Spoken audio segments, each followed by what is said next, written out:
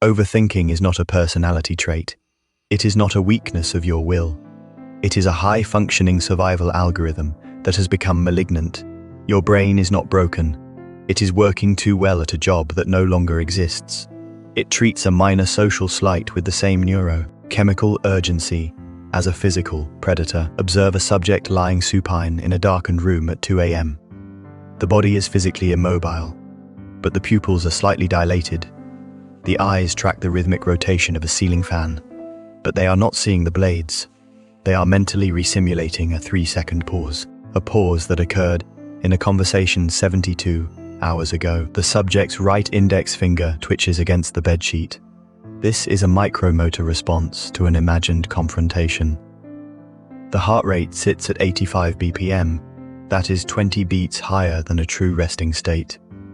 The biology is preparing for a threat that is purely holographic. If this process is designed to save us, why is it the very thing destroying our capacity to live? To understand the trap, we must first dismantle the machinery that built it. Overthinking is the result of a biological short circuit. It occurs between the brain's threat detection center and its analytical center. This creates a closed-loop system known as clinical rumination. In a balanced brain, the prefrontal cortex regulates the amygdala. The amygdala signals a potential fear, and the prefrontal cortex evaluates the reality. In overthinkers, the anterior cingulate cortex becomes hyperactive. This is the brain's primary error detection hub. It identifies a discrepancy in a social interaction or a personal goal. It signals a system error with relentless electrical frequency. But because the error is abstract, the prefrontal cortex cannot find a physical resolution. It begins an exhaustive search for a termination command that does not exist. The system remains locked in a state of high alert. The brain is effectively stuck in a recursive loop of searching for a fix, for a ghost. The actual fatal mechanism is the cortisol cascade. Every time the brain replays a negative memory, it triggers an endocrine response. The hypothalamus orders a micro-release of cortisol into the bloodstream. The biological system does not distinguish between a memory and a current event. The chemical signal convinces the body that the event is happening right now. The heart rate increases to prepare for sudden physical exertion. Blood is diverted from the internal organs to the skeletal muscles. The digestive system slows down to preserve glucose for a fight. You are marinating your nervous system in a solution of phantom stress. The brain is now chemically primed to find even more problems to justify the cortisol. Every recursive thought lowers the threshold for the next panic response. The body is responding to a holographic threat as if it were a physical predator. Watch close how a subject reacts to a modern social stimulus. They sit at their desk, staring at a monitor. A notification appears, "Can we chat later?" Immediately, the subject's palms produce a thin layer of sweat. This is the galvanic skin response in action. They do not reply to the message. They open their sent folder and begin scrolling through 30 days of history. Their neck muscles contract into a state of isometric tension. The sternocleidomastoid muscle tightens as they lean forward. Their eyes narrow, scanning for linguistic evidence of their own failure. The pupils move in rapid saccades as they analyze every punctuation mark. They have stopped all productive labor. For the next 120 minutes, their entire biological resource pool is diverted. They are conducting a high-energy simulated defense against an unconfirmed threat. The brutal physical reality is the neural pruning of the action potential. The brain is a plastic organ that optimizes for the tasks you repeat most. The more the brain practices thinking about doing, the more efficient those paths become. The neural highways for rumination become thick, fast, and automatic. Simultaneously, the pathways for physical execution begin to atrophy from disuse. The synaptic threshold for actual action becomes significantly higher. You are effectively training your hardware to be paralyzed. The brain begins to treat the act of doing as a secondary, non-essential function. Thinking becomes the primary survival mechanism of the organism. The connection between the intent and the physical movement is slowly severed. You have become an expert at the simulation, but a failure at the reality. The hardware is now optimized for paralysis. But why does this paralysis feel so much like work? because your brain is addicted to the illusion of the perfect solution. The overthinking mind engages in metacognitive myopia. It mistakes the friction of thinking for the progress of doing. The human brain is biologically allergic to uncertainty. In the ancestral environment, a lack of data meant a predator in the high grass. We are the descendants of the most paranoid primates. Overthinking is a desperate attempt to achieve 100% certainty. You are seeking a binary answer from an inherently probabilistic world. This is a biological impossibility. The brain burns high-octane glucose to solve a problem that is unsolvable. The more you analyze, the more variables you uncover. The more variables you uncover, the more the uncertainty grows. You are trying to build a solid foundation on a fluid surface. The brain is a reward-seeking machine. When you realize a new detail in a past conversation, it triggers a pulse. They looked away when I said that. This realization provides a tiny hit of dopamine. The nervous system interprets this as a breakthrough, but this is a false positive. You are gaining information, but you are not gaining utility. You are collecting data points that have zero predictive power. The dopamine reinforces the loop of searching. It convinces you that the answer is just one more thought away. You are gambling with your own cognitive resources. The house, the overthinking mechanism, always wins. Watch the subject preparing a 30-minute presentation. They have 4 hours before the deadline. Instead of drafting the core argument, they open the font menu. They spend 240 minutes scrolling through Inter, Roboto, and Helvetica. Their jaw is clenched in a state of clinical bruxism. Their breathing is shallow, restricted to the upper chest. They click through 40 variations of the same typeface weight. They believe they are perfecting the work. In reality, they are hiding from the high-stakes task.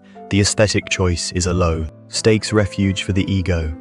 They check their watch and feel a sharp spike of adrenaline-driven panic. To soothe the panic, they immediately return to the font selection. This is the ritual of the productive hallucination. The brutal physical result is decision fatigue. The subject consumes their entire supply of executive function on trivialities. By the time the actual decision is required, the tank is empty. This leads to a state of chronic underachievement. The brain enters a state of learned helplessness. It begins to associate the act of choosing with the feeling of exhaustion. The opportunity cost is the death of the potential self. Every hour spent in the simulation is an hour stolen from reality. You are becoming a world-class architect of a ghost city.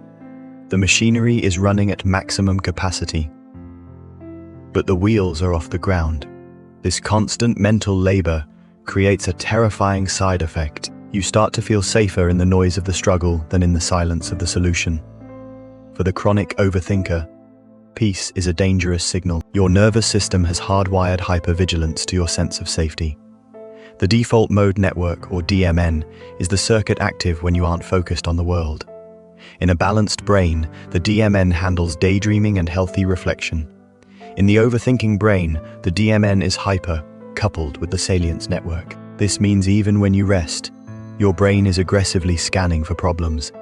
If a real problem doesn't exist, the brain will manufacture an abstract one. Silence is interpreted by your amygdala as a vulnerability in your defenses. The brain refuses to enter a true dormant state. It has become biologically addicted to the friction of anxiety. This is not a choice, it is a learned survival state. This mechanism often stems from a pathological allostatic load. If you grew up in an unpredictable environment, you learned that silence was a warning. In your subconscious, a quiet mind is the precursor to a storm. Therefore, mental stillness is perceived as being unprepared. Your brain generates intrusive thoughts to fill the vacuum of silence. It is forcing you to maintain a battle-ready posture, even if this state is currently eroding your immune system. You are not thinking, you are maintaining a painful sense of familiarity. You feel that if you aren't suffering, you must be missing a disaster. Watch the subject on a beach during a vacation. The physical environment is optimal, 24 degrees Celsius, rhythmic waves, no demands. After 3 minutes of silence, the subject's foot begins to tap rapidly. They reach for their phone, not for information, but for friction. When the world provides no conflict, the brain turns inward. They begin to wonder if the stove is on 500 miles away. They dissect a happy birthday text from 3 hours ago for signs of hidden malice. Physically, they are in paradise. Neurologically, they are simulating a defensive war. The brain is generating chaos to return to its high-stress comfort zone. This constant simulation leads to sympathetic nervous system burnout. Your body never enters the rest and digest mode. Chronic cortisol levels trigger micro-inflammations in your blood vessels. Blood flow is diverted from your gut, causing chronic digestive imbalances. You lose the ability to connect with the physical present. You are no longer a living being, you are a recording of the past, or you are a terrified prophet of a non-existent future. The real fatal mechanism is that your self is being consumed by the noise. We have dismantled the machine and identified its fuel. Now, we must witness the final stage, when the thoughts stop being yours and start being you. You must reach a final cognitive consensus. Your thoughts are not objective truth.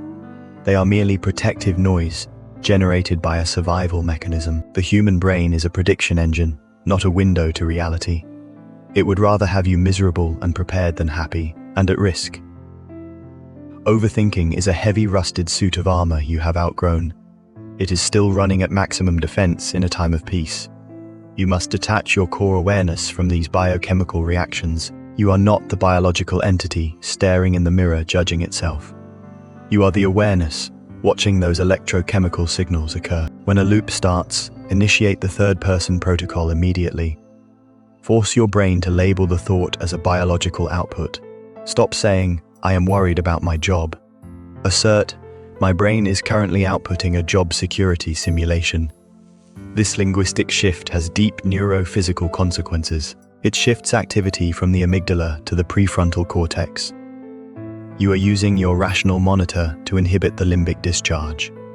This labeling strips the emotion of its contagious power. It turns subjective pain into an objective physical phenomenon. You are not just regulating emotion, you are recoding the signal. This is the first step in reclaiming biological control. You cannot stop the machine by suppressing it. You need a physical sandbox for the thoughts to run. Set a strict 5-minute timer. Allow your brain to run every disaster simulation at full speed. Do not resist. Do not guide. Watch the frequency of the signals. When the timer hits 0, the environment is physically closed. Any thought occurring after this is marked as system noise. Ignore these discharges as you would ignore background static. This practice rewires your neural regulation threshold.